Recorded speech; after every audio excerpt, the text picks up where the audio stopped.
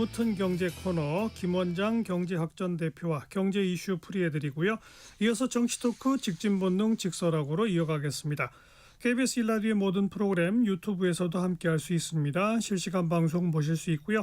정치, 경제, 사회, 문화 다양한 콘텐츠들 마련되어 있어요. KBS 1라디오 유튜브 채널 구독, 좋아요, 댓글 부탁드립니다. 일요일 2부 출발하죠.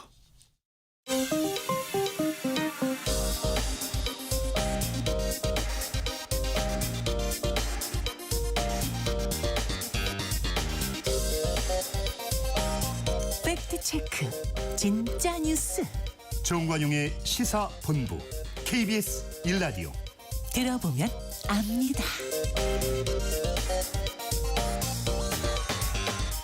앞서 1부에서 경기도 지방선거 전망하면서도 용인의 반도체 클러스터 이전 논란이 언급이 됐었어요. 자, 어떤 내용인지 이 김원장 경제학전 대표와 다시 한번 정리해 봅니다. 안녕하세요. 안녕하세요. 맨 처음에 이게 김성환 기후에너지환경부 장관이 반도체 클러스터 이전 가능성을 언급하면서 논란이 시작된 거 맞죠? 네, 라디오에서 이제 전기가 공급이 쉽지 않다. 워낙 많은 전력을 쓰니까 그래서 지금이라도 이거 용인에서 접고 다른 곳으로 가야 하는 거 아니냐 그런 이야기를 하면서 이제 논란이 시작된 거죠. 그 지산지소라고 이재명 대통령도 언급을 했었고, 그러니까 그 지역에서 생산된 것은 그 지역에서 소비하자. 대표적인 게 이제 전기인데, 예. 이재명 대통령도 신년사에서 이제 남부 지역에 에너지가 풍부하니까 거기다가 거대한, 실제 지금 우리 저 남해안에 이제 거대한 재생 에너지 단지가 만들어지고 있고, 그걸 이용해서 반도체 벨트를 만들고 피지컬 AI 쓰는 그런 어떤 인공지능 실증 도시를 만들자고 이야기를 했고, 요렇게 돼서 용인이 이거 전기가 내년에도 쉽지 않을 것 같은데 이러니까 이제 지방선거 다가오면서 출마 예정자들이 그러면 이제 남부지방으로 뭐 군산 같은 데로 옮기자. 네. 논란이 커졌는데 청와대가 검토하지 않는다 이렇게 정리를 했습니다. 네. 실제로 반도체 클러스터는 어마어마한 전기랑 물이 필요하다면서요? 이때 뭐 공기도 굉장히 깨끗하게 유지가 돼야 되잖아요. 정화하고 항원, 항습에 하여튼 천문학적인 물과 전기가 필요합니다. 정전에도 대비해야 되니까 그 라인 한번 서면 그래서 3중, 5중으로 설치를 해야 되고. 그래서 지금 1년에 용인 반도체 클러스터가 지금 이제 건설 시작한 용인 반도체 클러스터가 전기 소요가 15기가와트가 필요하다. 서울과 수도권 1년에 45기가와트를 쓰는데 그 산단이 15기가와트를 써요. 그래서 국회 입법조사처 자료를 보면 원전 15개를 지어야 한다. 그 지역에. 와. 이제 그게 지을 수가 없으니 어디선가 이제 끌어와야 되는 거죠. 네. 주로 이제 남쪽에서 끌어옵니다. 서해안과. 물은 남한강 요주보에서부터 끌어오는데 여기도 이제 따로 거대한 지하 수로를 용인에 물이 다 없으니까요. 네. 건설해서 끌어와야 합니다. 네. 그런데 남부에서 일리 끌어오는 과정에서 지역 주민들의 갈등이 또 엄청난 거 아닙니까? 이 보통 문제 아닙니다. 이게 기억하실 때 2012년, 2017년 예전에 밀양에서는 고압 송전탑 반대하면서 주민이 분심해서 숨진 적도 있었고. 맞아요. 네. 지금 송전 용인까지 그래서 여기저기서 전력망 그 송전 선로를 거대하게 10개가 고압 하나마다가 고압 송전탑이 쭉 연결이 돼야 되죠. 요걸 10개 라인을 만들어야 한다는 거 아니에요? 지금까지 송전 선로 하나 만드는데 민원 때문에 10년이 걸렸다고 하는데 이걸 10개를 만들어야 한다. 예를 들어 호남의 해상발전 말씀드렸는데 여기서 이제 거대한 전력을 수도권으로 430km를 끌어올려야 되는 거예요. 그러면 이제 아무래도 한전과 그러니까 인구가 적은 데를 골라서 이제 송전탑을 세우면 예를 들어 이제 전북 진안 이런 데가 많습니다. 인구가 비교적 적으니까. 예를 들어 전북 고창 주민들은 우리는 절대 안 된다 그러면 이게 이제 부안으로 돕니다. 이게 그 길이 고압 송전탑 그 선로가. 네. 예를 들어 수도권이 이제 점점 심해집니다. 그러니까 하남은 그러니까 변환소라 그래서 이제 변전소는 전압을 바꾸는 거고 변환소는 교류 중리를 바꾸는 건데 하남에 이게 변환소를 지어야 되는데 하남시장이 반대합니다. 하남시장이 산업부의 전력심의관 기획실장 출신인데 반대합니다. 이 주민들이 집값 떨어진다고 반대하니까 시장은 어쩔 수가 없는 거죠. 네. 이런 얘기도 있더라고요. 분당에도 있고 신도시에도 있는 LNG 열병합발전소 그걸 용인에다 지으면 안 되나 이런 대안은 어떻습니까? 그러니까 분당에 그거는 이제 30년 전에 지은 거 아닙니까? 우리가 이제 화석연료 쓸 때, 네, 이게 탄소 중립 지금 우리가 다시 이 천연가스를 쓰는 발전소를 만든다는 게 이게 세계적 추세하고는 전혀 맞지 않고 지역 주민들 당연히 발전소 우리 동네에는 안 된다는 것이고 네. 심지어 이제 우리가 SMR 만들 수 있잖아요. 소형 그 작은 원전, 모듈 원전 이거 만들 수 있는데 이거 만든다 그러면 경기도에서 난리가 나겠죠. 우리 지역엔 못 만든다. 현행법상 또 도심과 이격이 있어야 합니다. 어느 정도 거리가 있어야 하고 SMR. 그러니까 안 되는 거죠. 하하. 그렇다고 이미 용인 지역의 토지 보상 끝나고 공사가 한참 진행됐는데 다시 지방으로 돌린다? 그것도 안 되는 거 아닙니까? 그 신문들이 쓴 르포 기사를 보니까 이미 이제 건설하고 있잖아요. 모두 여기에 이제 팹, 반도체 라인을 팹이라 부릅니다. 그러니까 10개의 반도체 라인, 팹 10개를 건설해야 하는데 여기 처음에 130조가 쓴다고 했다 지금 500조 넘어갑니다. 여기 들어가는 돈이. 그 지금 토지 보상을 했고 삼성전자와 이제 하이닉스가 들어가는데 그게 특히나 이제 묘지 시설도 많고 종교 시설도 많아서 거의 다 이전했고 심지어 마을 어귀에 그 400년 된 당산나무도 몇백 미터 옮겼더라고요. 이렇게 공사 이 진입로 만드느라고. 네. 심지어 이제 하이닉스는 이미 1기가 거의 공정률이 70%를 넘어서 내년에 완공이 됩니다. 이걸 어떻게 지금 돌립니까? 그러니까 삼성과 하이닉스 입장에서는 아니 정부가 여기를 들어가라고 7년 전에 지정을 해줘서 수십조 지금까지 토지 보상하고 공사 이제 착공했는데 지금 보니까 주민들 민원 때문에 전력이 안 되니 지방으로 가세요. 이러면 또 이럴 수는 없잖아요. 예. 그러니까 그리고 또 진짜 안 되는 이유는 이미 여기에 거대한 이 개발 계획이 서면서 집값에 반영이 됐기 때문에 주민들이 반대해서 못 나갑니다. 그러니까 지금 뭐 경기지사부터 용인시장까지 지금 뭐 그렇죠. 거의 매일같이 기자회견을 열었고. 네. 근데 애초에 용인 지역에 전기가 부족하고 물이 부족하다는 거 다 알았을 거 아니에요. 아는데도 왜 여기다가 이렇게 크게 짓겠다고 했을까요? 그냥 기업들이 지역은 너무 힘들다. 특히 하이닉스가 청주에 내려가 봤는데 제일 많이 이야기하는 건 사람입니다. 사람을 못 구한다. 근데 이건 2019년에 문재인 정부 때 수도권 공장 증설을 허용하면서 이제 32년, 33년 된 원칙이 무너졌고 그때 경기지사가 이걸 정말 어떻게든 유치하겠다고 했던 경기지사가 이재명 대통령입니다. 이재명 지사입니다. 네. 그때 그래서 일자리가 30만 개가 생긴다는데 경기지사가 당연히 뛰어들었겠죠. 네. 그러니까 이게 그렇게 해서 이제 그 500조 투자 사업이 됐는데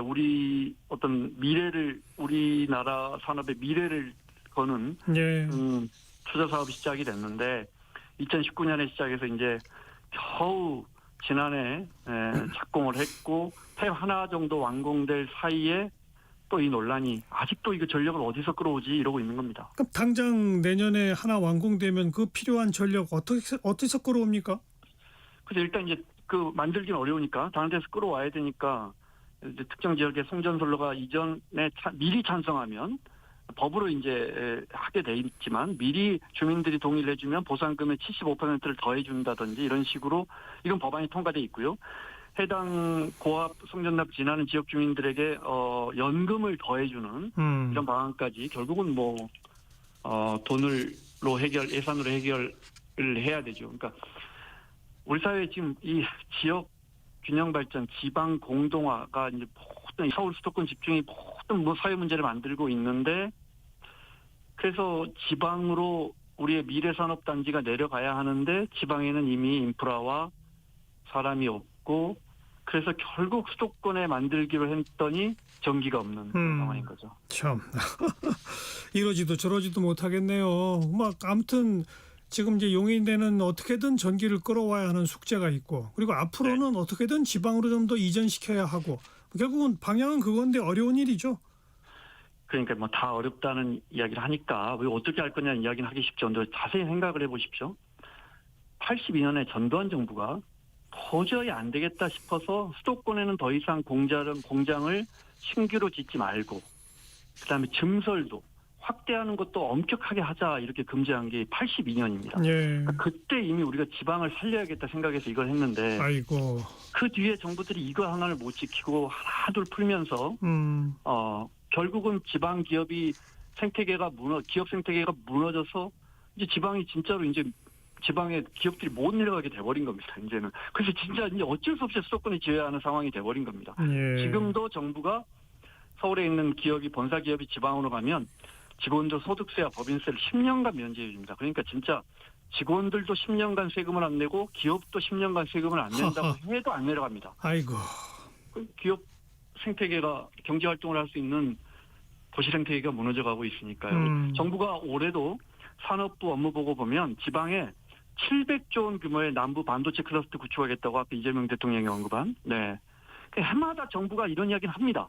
예. 하는데 정작 내려가지는 못하는 거죠. 이미 아이고. 그 산업 생태계가 너무 많이 무너지고 있고 이러니까요. 그러니까 결국은 정치가 역할을 해야죠. 네. 네. 그런데 너무 어렵네요. 참. 아니 근데 이제 유럽이나 이런데 일본도 구마모토 이런데 반도체 공장 생기면서 비슷한 문제 생깁니다. 그런데 그 유럽 같은 데는 아시다시피 환경 자체가 우리보다 훨씬 격렬하게 저항합니다. 그런데 그래서 안 되는 나라 있고 되는 나라 있거든요. 그러니까 네. 그게 정치의 역량인 거죠. 알겠습니다. 김원장 경제학전 대표였어요. 고맙습니다. 고맙습니다.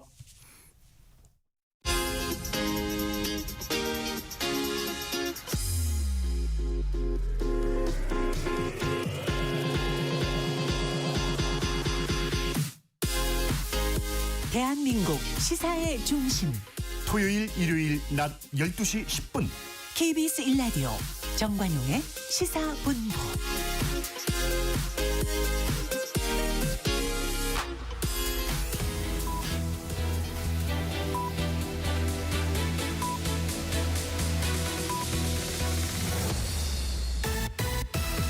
직진 본능 직설하고 고고고 뒤돌아보지 않습니다. 정관용의 시사본부.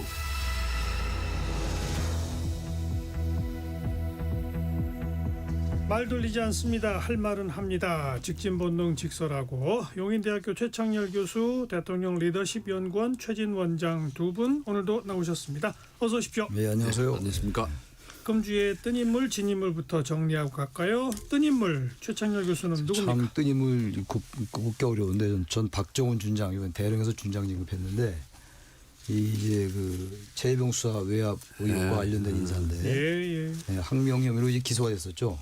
기소가 됐는데 무죄가 또 나왔어요. 그리고 난 다음에 이제 정권 바뀐 다음에 장군심사에서 어떤 스타 진급을 했어요. 그렇죠. 나름대로 의미가 있었던 인사가 아니었나 생각이 들고 네. 이 상황 속에서 어쨌든 박정훈 전 대령이죠. 이 준장의 이런 폭로나 이런 게 없었으면 아마 외압 의혹도 가려지 않았을까라는 그런 게 그렇죠. 있습니다. 예, 그래서 의미가 있는 인물이었던 것 같아요. 지난주에. 네. 예. 해병대 안에서도 아주 신망이 글쎄 두텁더라고요. 그렇더라고요. 아주 그 지지도 많이 받고 그러니까요. 동료 후보들에게도 말이죠. 예. 네. 예. 최진 원장 금주의 뜬 인물. 전 세계적으로 이제 너무 방방 떠서 걱정인 인물입니다. 트럼프 미국 대통령인데요.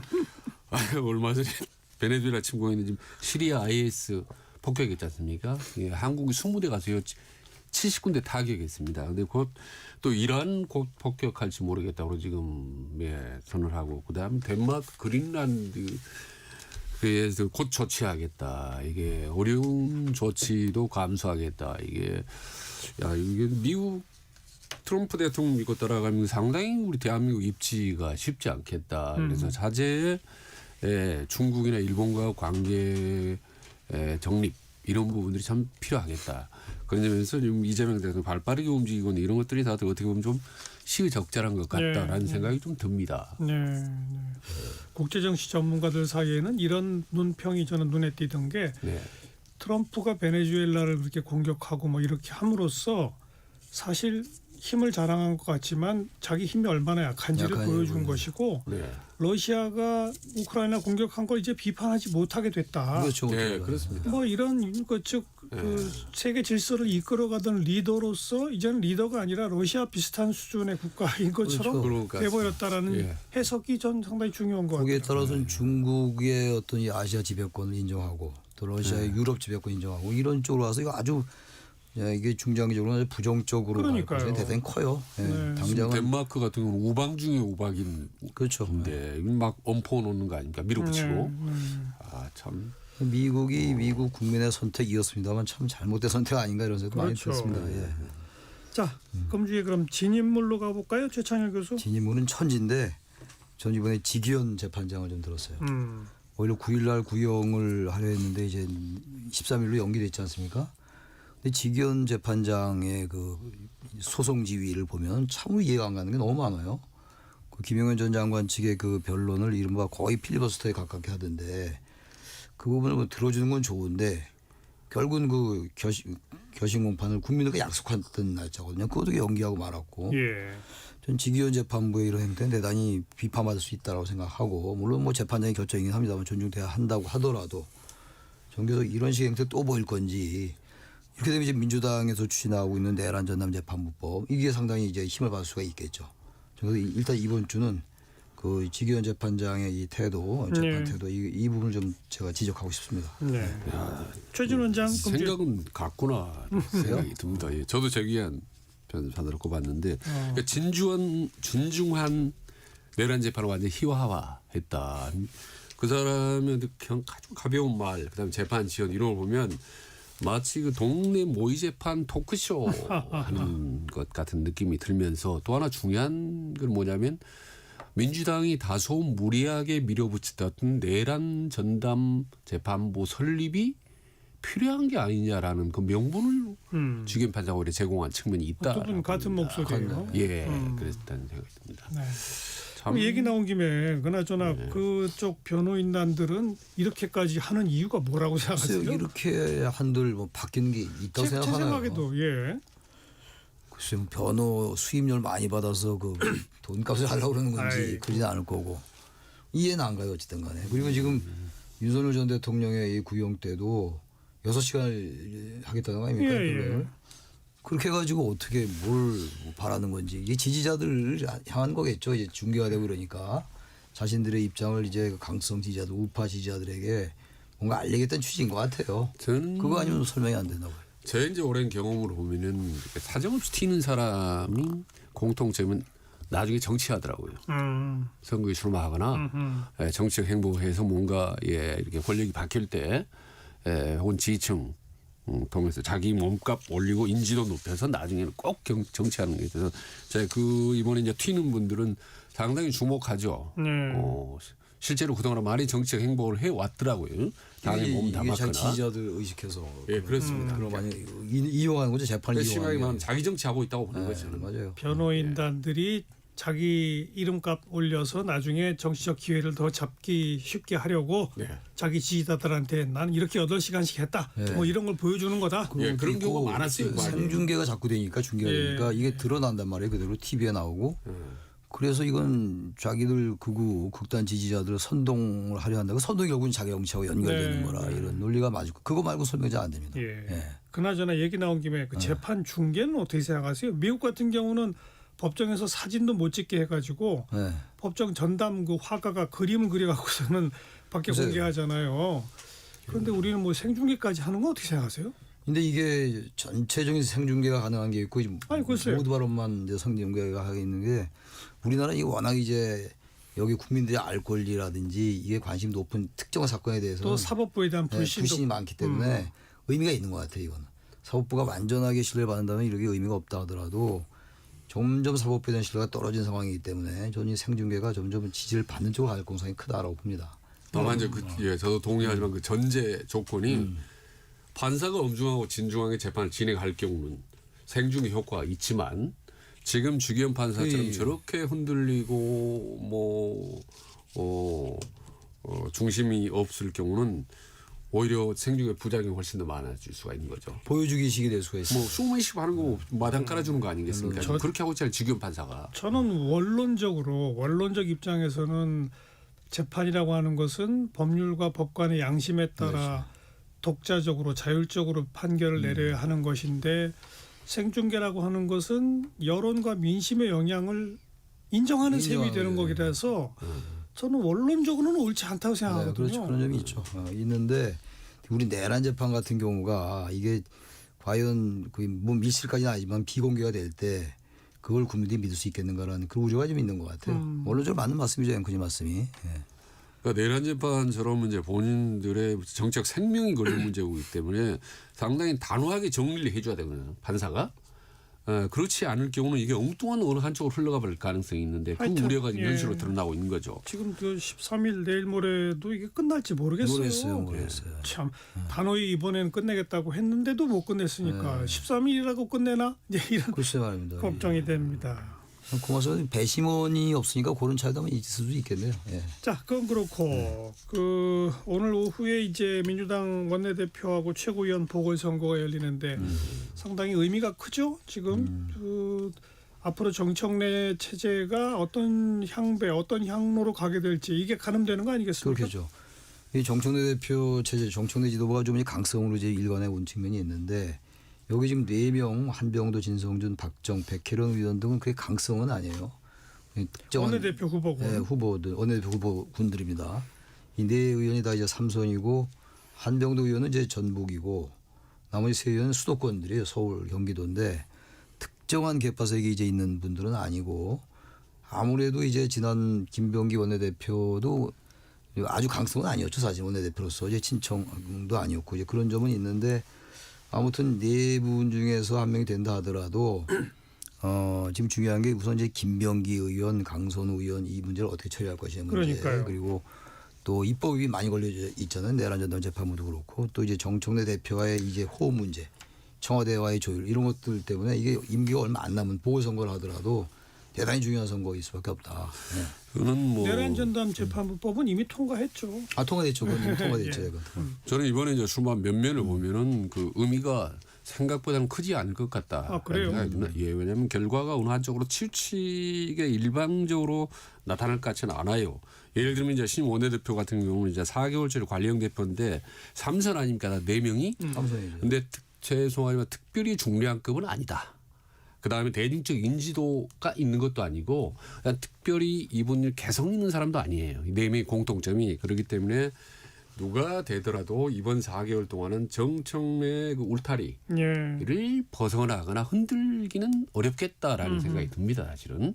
그리고 이게 이제 다음에 이제 관전 포인트가 오히려 이제 최고위원 아닙니까? 맞아요. 근데 최고위원은 어떻게 보면 사실은 그 원내대표보다 이상입니다. 그 급이 공식적인 급이 원래는 그런데 원래는 그런데. 여기 뭐 초선. 네. 근데 이번 같은 자 초대선으로 깔았기 때문에 그 점이 일단 경량급이다라는 말씀드리고 가장 중요한 관전 포인트는 하나 이겁니다. 그러니까 친명계 말하는 이재명 대통령과 가까운 지지했던 사람 이건태 강덕구 이 두 사람이 동시에 당선되느냐 아니면 동시에 둘 다 떨어지느냐 이게 저는 가장 중요한 관전 포인트라고 해요. 뭐 다들 친명이라고 보려니까 그건 네. 그렇고 그러니까 이건태 강덕구 두 분은 정청래 대표 체제에 좀 공개적으로 비판해 왔던 그렇습니다. 예, 그런 특히 점에서, 강덕구 의원 같은 경우는 김민석 총리의 아주 측근으로 알려져 있고 그래서 다음번 당 대표를 노리는 김민석 그 총리가 어떻게 평가받을지를 예. 미리 한번 테스트해보는 의미가 있다. 뭐 이런 분석이 있어요. 근데 원내대표 선거에서는 진성준 의원이 좀 이제 당 지도부와 다른 목소리 좀 내왔었어요. 예. 그러면서 볼 때 진성준 의원은 뭐 여전히 삼선이고 해서 글쎄 어떻게 보면 누가 이제 선출될지 모르겠고 이제 결선 투표 여부도 모르겠는데 진영 같은 게 진영이 만약에 원내대표 된다면 정청래 대표의 노선에 가끔은 이제 조율은 가능할 것 같아요. 어느 한쪽으로 가는 걸 그렇죠, 막는 그렇죠. 측면이 좀 있다라는 생각이. 그런데 저는 이제 두 사람이 다 그러니까 정청래 대표에 대해서 각을 세웠던 이건태 강덕구 두 사람이 다 최고위원이 되면 상당히 좀 위협적인 요인이 되겠지만 맞아요. 한 사람이 되면은 그게 흔들지는 못할 겁니다. 그렇죠. 수적으로 놓고 현상 유지가 되는 그렇죠. 거고. 근데 만약에 이 이건태 강덕구 두 사람이 다 탈락할 경우에는 정청래 대표 지도부 체제가 훨씬 더 공고해지는 거 그렇겠죠. 아니겠습니까? 근데 예. 친명 아마 2명이 다 탈락하기는 어려울 거예요. 예, 저도 그래서 한 명씩 가면서 이제 예. 나머지 한 명이 어디로 갈 것이냐. 아무튼 뭐 그 결과는 보는데 새롭게 짜여지는 원내대표와 이 최고위원들의 당장의 그 과제는 김병기 어떻게 할 거야? 그거죠. 이해운 어떻게 할 거야? 이 두 그래. 가지입니다. 그거죠. 예. 두 분은 두 사람을 어떻게 해야 한다고 저는 생각하세요? 이해운 의원은 지금 글쎄 청와대가 뭐 자진 철회는 못할 거예요. 우리 그동안에 쭉 여러 정책들을 볼 때 어떻게든 이제 이거 이해운 의원을 설득시켜서 자진 사퇴 쪽으로는 몰아야 된다고 봐요. 지금 이런 상태에서 지금 저기 청문회를 한다?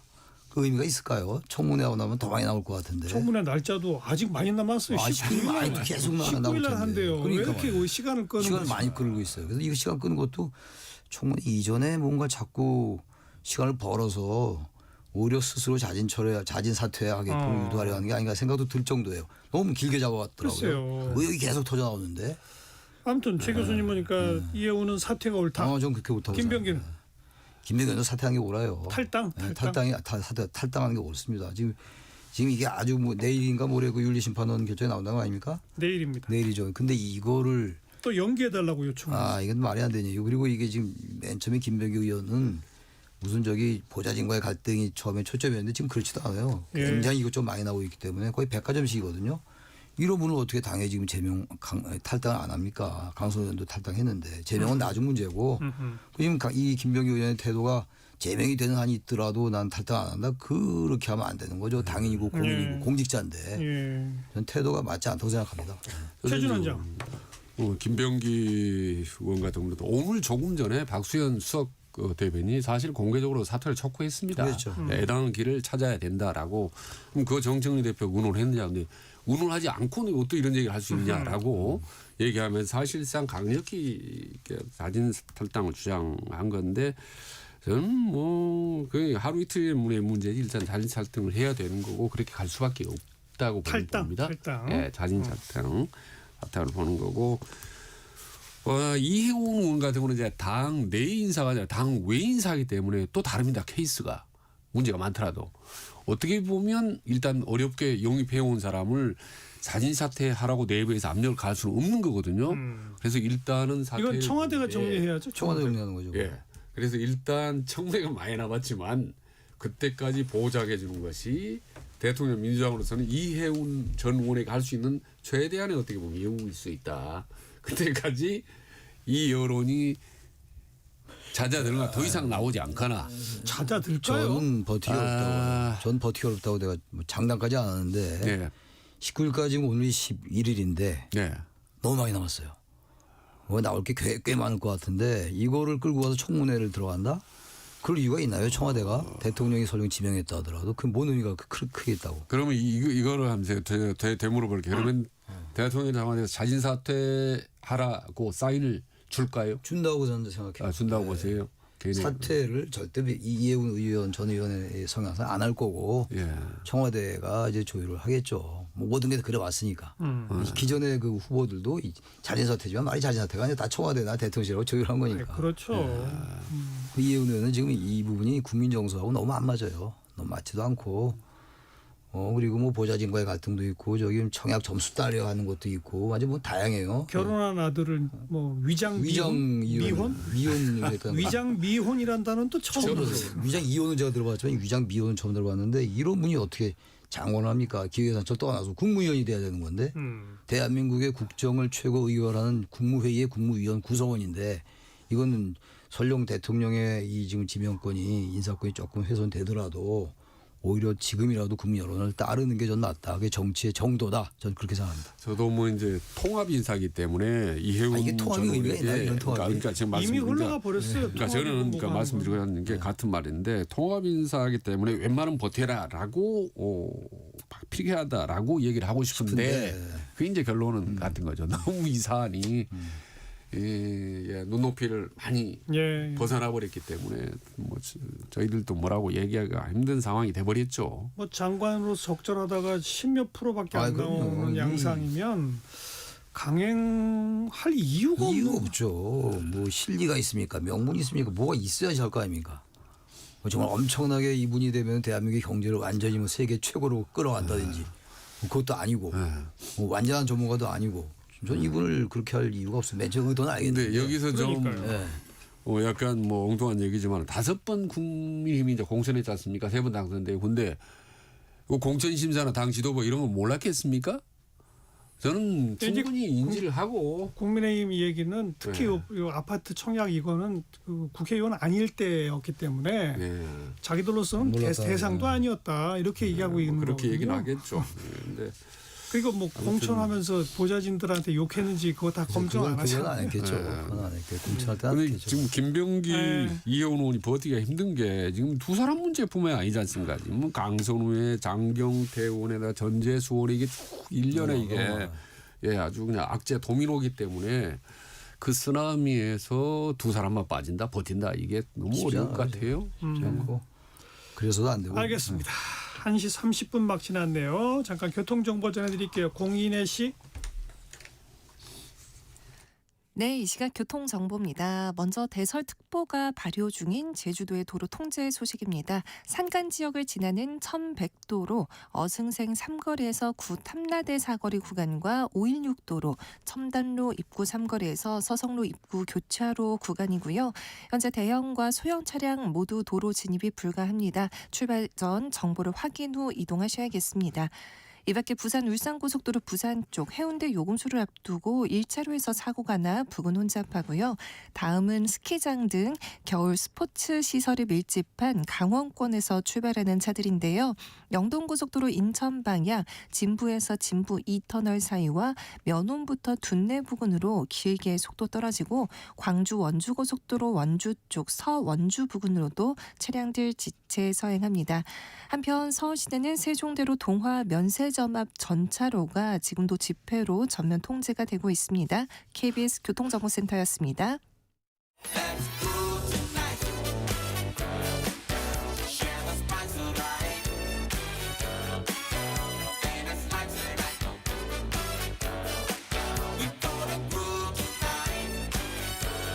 국민 MC 정관용.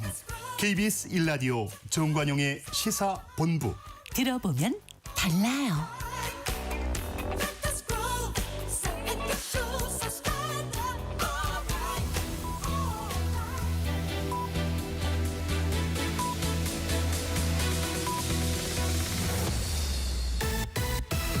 직진 본능, 직설하고 고고고. 뒤돌아보지 않습니다. 정관용의 시사본부.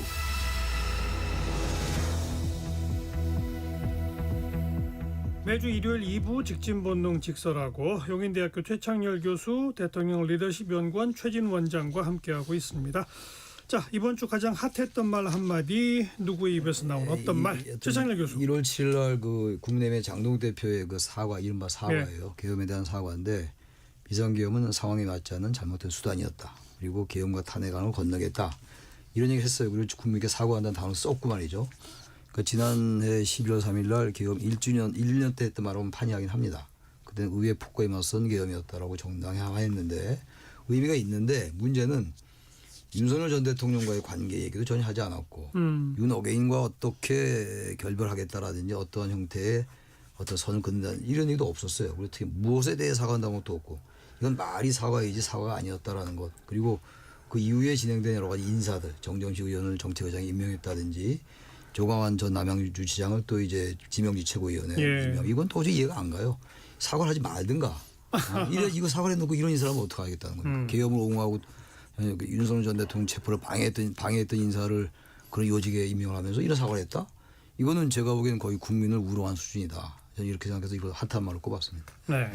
최진 원장. 지난 한 주간 참 경박한 발언들이 가장 많이 쏟아진 한 주였다. 이해운 전 의원의 똥오줌 못 가린다. 장해찬 의원이 한동 가발 키고 너 어깨뽕 걸어라. 뭐 이런 표현하고 지기현은 뭐 징징대지 말아라. 하면 이거 판사로 살 소리는 아닌데.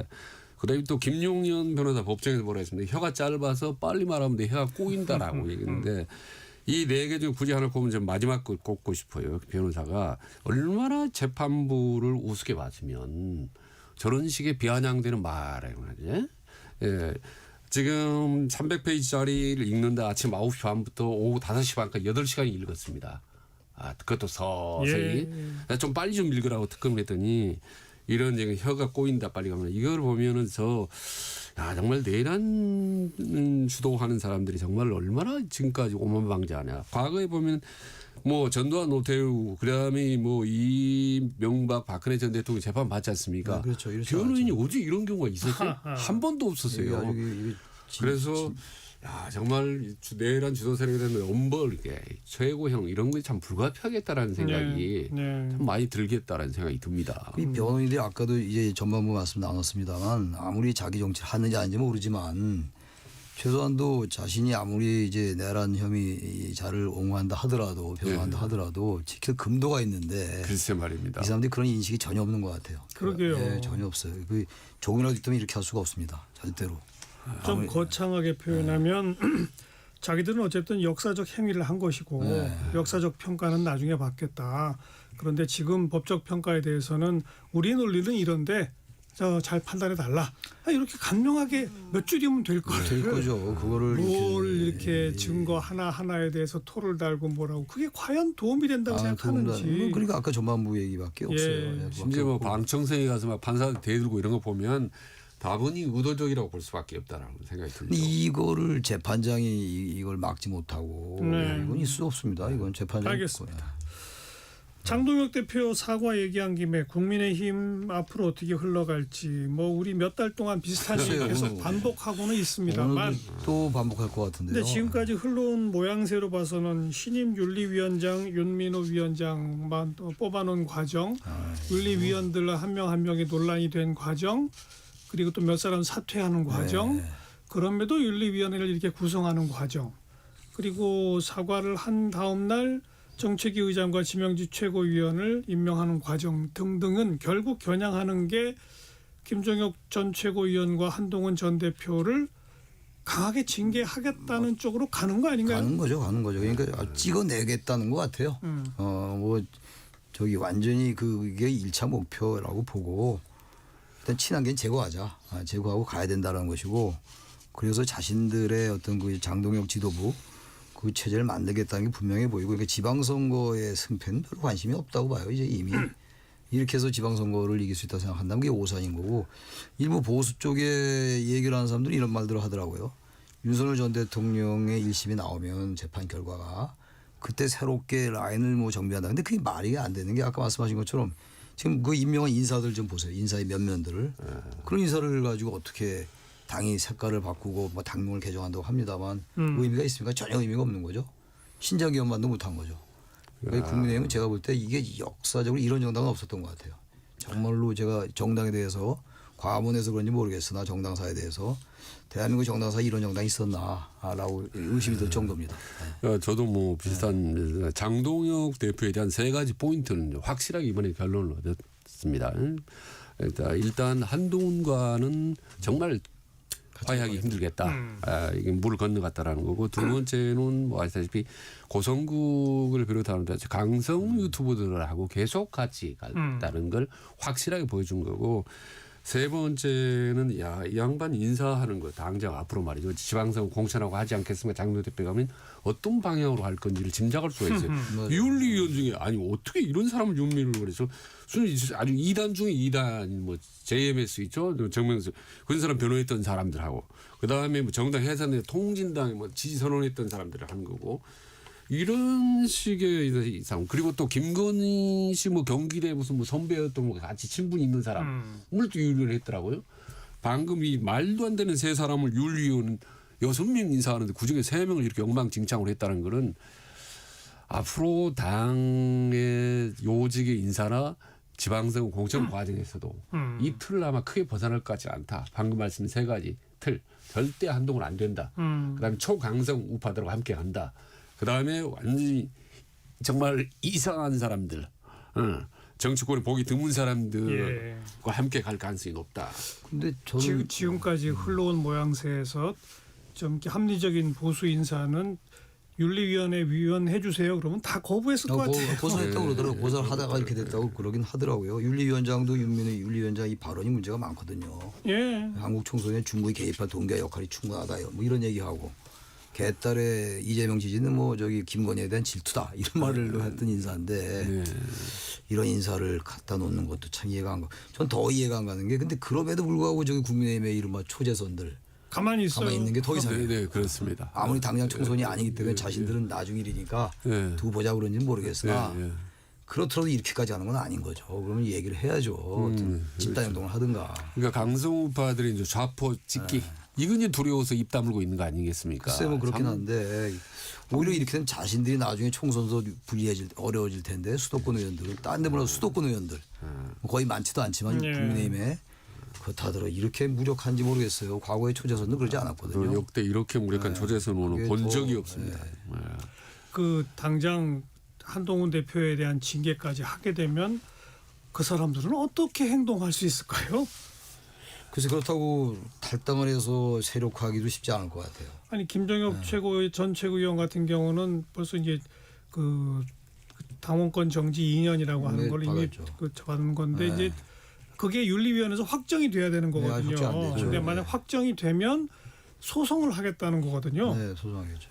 이게 또 그러면 법정에서 가를 근데 때까지 이게 그대로 가는 거예요. 다른 거 몰라도 이 정당 내에서 이런 일을 하면 소송하면 별로 실익이 없을 거예요. 정당 내에서 일하는 그러니까 일이기 그 때문에. 제가 지금 얘기하는 건 한동훈 대표까지 이제 징계가 만약 윤리위원회에서 확정이 되면 그런 식으로 소송 걸고 당내에서 그냥 계속 있는 양상으로 글쎄. 가는 건지 뭐 어떻게 되는 건지 제가 볼 땐 선택지가 뭐가 있을까요? 탈당할 것 같지는 않아요. 탈당을 해서 세력화라고 뭔가 이제 자신들이 이제 완전히 정체성을 가지고 새로운 정치 세력화를 해야 되는데 그럴 정도 역량이 있는 것 같지 않고 숫자도 그렇고 또 한동훈 전 대표를 따르는 인물들의 비례대표가 많아요.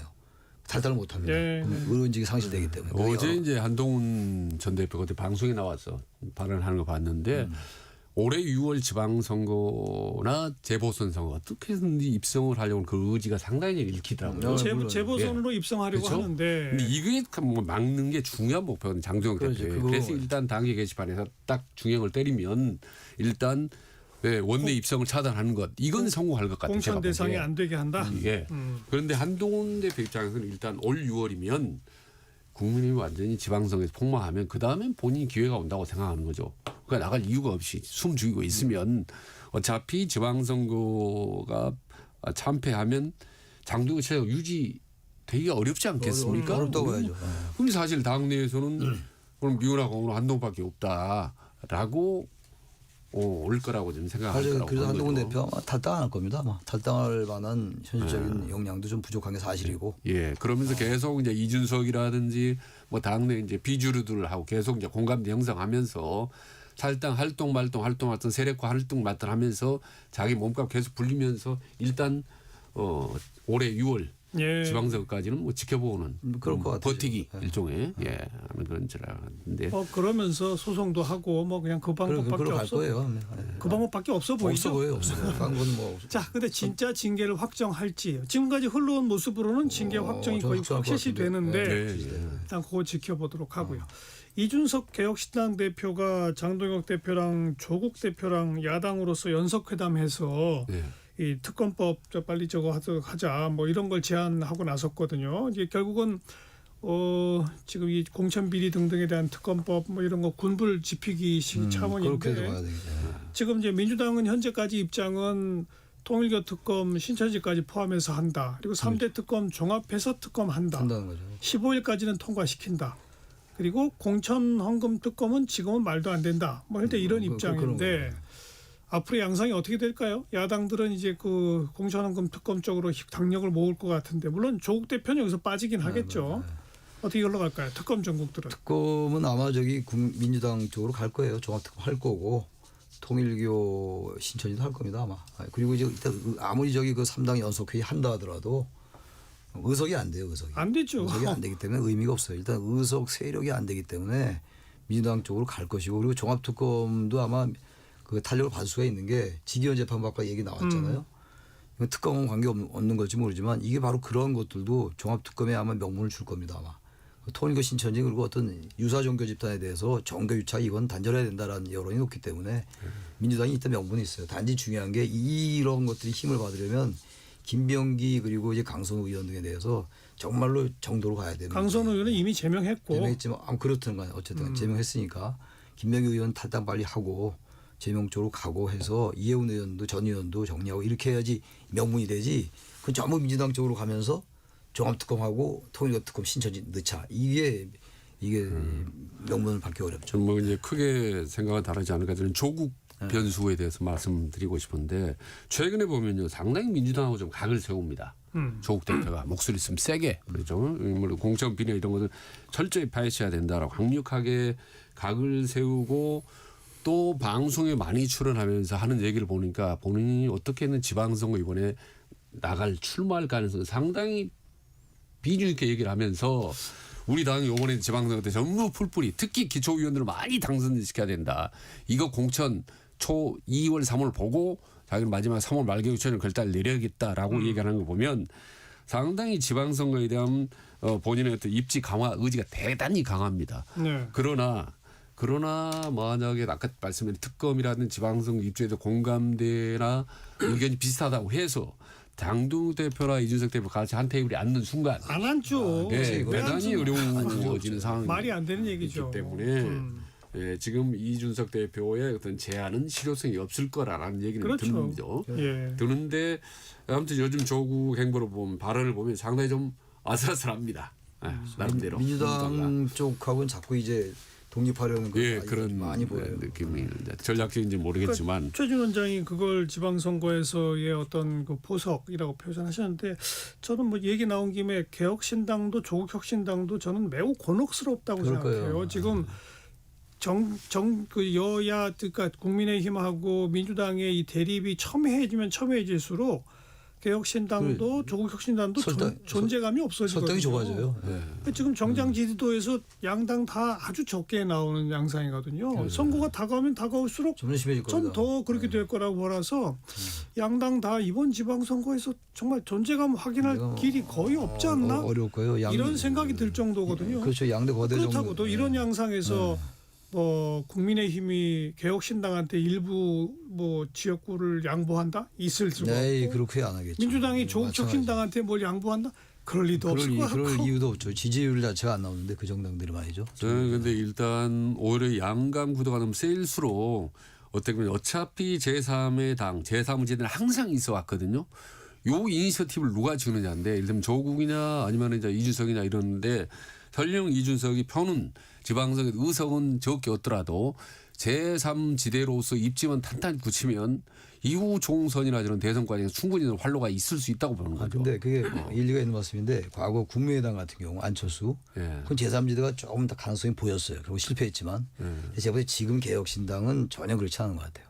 그때의 그 제3지대보다도 힘도 약해 보이고 또 그동안 이준석 이 대표가 국민의힘 대표였거든요. 예. 예. 그런 점은 더욱더 약하다. 그러니까 어느 때보다도 제3지대가 좀 필요할 때인데 양대 거대 정당의 양극화가 심해지기 때문에 예. 그런 어느 때보다도 제3지대가 힘을 받기 어렵다. 그런데 어느 때는 항상 제3지대는 있었단 말입니다.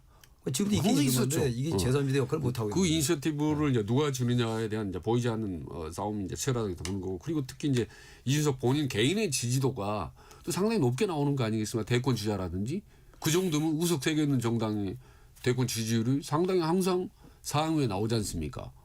그렇잖아요. 이준석 대표의 인지도야 우리가 다 인정하는 거긴 한데 예. 이준석 대표가 정체성이 사라졌어요. 확실하게 개혁적인 것도 아니고 어떤 데는 또 선택적으로 대단히 극우적 발언도 하고 네.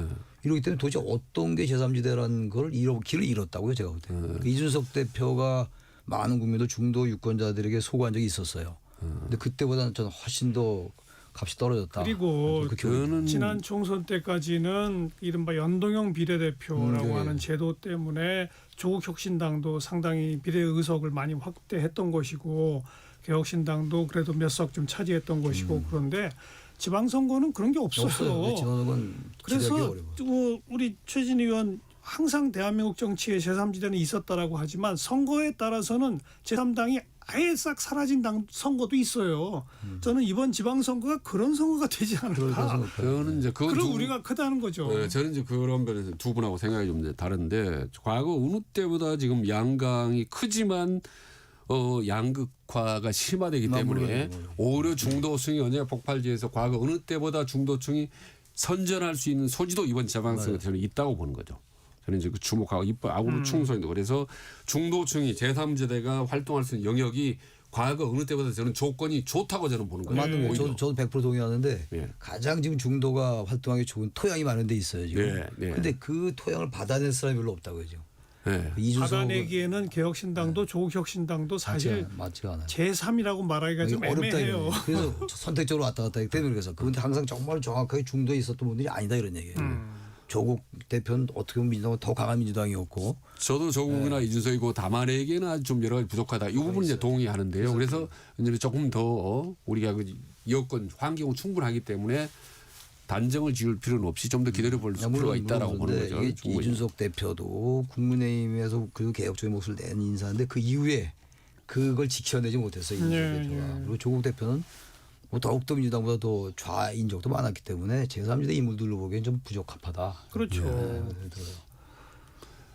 근데 그 의석 3개를 가지고 있는 정당치고 저는 상당히 나름대로 선전한 거 아닙니까? 그게 언론에 노출되라든지. 그게 바로 조국과 이준석의 스타 플레이 여러 성 때문에 그래요. 네. 근데 그게 한계가 있다는 거죠.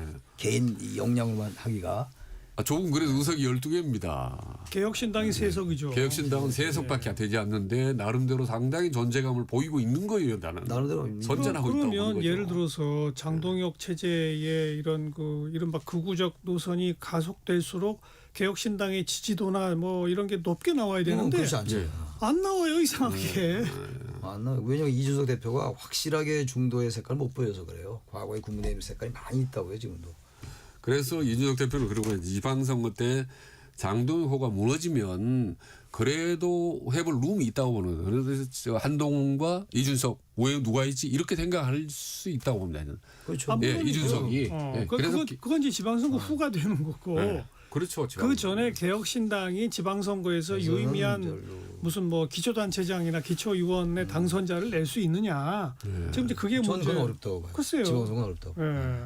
총선은 비례대표가 있으니까 네. 잘하면 이제 또 뭐 얻을 수 있는데 이번 좀 어려울 거예요. 이제 득표율 같은 경우는 상당히 기대해 볼 수가 있죠. 기초의원이나 득표율 같은 경우는 그러니까 의외로 선전할 경우는 그다음에 이제 총선 같은 경우 기대해 볼 수 있기 때문에 제3지대 당정당이 네. 지방선거에서 의석을 많이 하하. 확보하기는 쉽지는 않지만 자, 뭐 득표율은 많이 높일 수도 있다고 봅니다. 이런 얘기 나온 김에 뭐 그 입당한 고성국 씨 같은 사람은 영남 지역에서 무슨 뭐 예. 자유통일당이니 뭐니 뭐 이런 정당에다가 뭐 몇십 석을 국민의힘이 할애해야 한다. 아주 예. 극우적 정당들에다가 이런 주장을 폈는데 국민의힘이 그런 걸 받아들일까요? 모르겠어요. 지금 국민의힘 지금 고성국 씨 입당시킨 것도 전 이해가 안 가는데 그거 할 수 있을 것 같은데요. 지금 하는 행태가 너무 상식적이지가 않기 때문에. 아이 근데 영남 텃밭에서 자유통일당 뭐 등등한테 뭐 몇십 석을 준다? 저는 말이 안 되죠. 말이 저는 안 이해가 안 되는데. 뭐 30석 뭐이 벌써 숫자로 얘기 나오는데 그렇게 이 발언이 나왔다는 자체가 저는 국민의힘에게는 너무 이게 치명적이라고 보는 거고 실제로 만약에 그런 비슷한 경우가 이루어진다 하더라도 저는 그거는 폭망의 길이라고 봅니다. 그런 일은 지금 최근에 아시죠? 그 대구 경북 여론조사가 완전히 뭐 10%까지 떨어졌는데 만약에 그런 식의 공천이 대구 경북이 이루어진다라고 하면 진짜 대구 사람들 경북 사람들 내에서 저는 내부 쿠데타 비슷한 그렇죠. 상황이 일어날 수 지금 있다고 봅니다. 거의 불가능에 가까운 일인데 하도 국민의힘 행태가 이상하니까 제가 들은 말씀입니다. 대구 경북 사람 엄청 자존심 상할 것 같아요. 그런 얘기 들으면. 그러니까요. 그렇지 않겠습니까? 네. 그 이제 과거에도 자유통일당 뭐 등등의 정당이 있었지만 득표율 거의 안 나오고 네. 뭐그 위력이 있어 보이지만 사실상 그쪽에 이렇게 집회에 다니시는 분들도 사실은 선거 때 되면 국민의힘 찍는 분들이거든요. 그런데 참 거기에 뭐 할당해라 좀 잘 이해가 지난번 안 돼서. 자유통일당 그 석동현 변호사가 비례비 일본을 갔는데 그거 안 됐잖아요. 그거. 한 명도 안 됐는데. 안 돼요. 안 돼요. 네. 지지가 안 나와요. 아무리 그 구세. 아무튼 이 모든 그 지금 이제 국민의힘에 대한 그 앞으로의 행보에 대한 걱정들을 쭉 몇 달째 나누고 있는데 그것의 1번 바로미터가 윤리위원회에서 한동훈 대표를 진짜 징계할 것인지 그게 이제 1번 그렇죠. 바로미터입니다. 예, 예. 그거는 얼마 안 남은 것 같아요. 제가 보기에 한계의 시한이. 그러니까 네. 일단 그걸 먼저 좀 지켜보도록 하겠습니다. 오늘 직진본능 직설하고 여기까지 할까요? 용인대학교 최창열 교수, 대통령 리더십연구원의 최진우 원장 두 분과 함께했습니다. 고맙습니다. 네, 감사합니다. 네. 정관용의 시사본부 신년기획으로 2026 대한민국 지방선거 대전망 보내드리고 있죠. 다음 주 토요일 17일에는 충청남북도, 18일 일요일에는 강원도 선거 전망해 보겠습니다. 송창식의 우리는 들으시면서 마무리 짓고요. 다음 주에 뵙죠. 안녕히 계세요.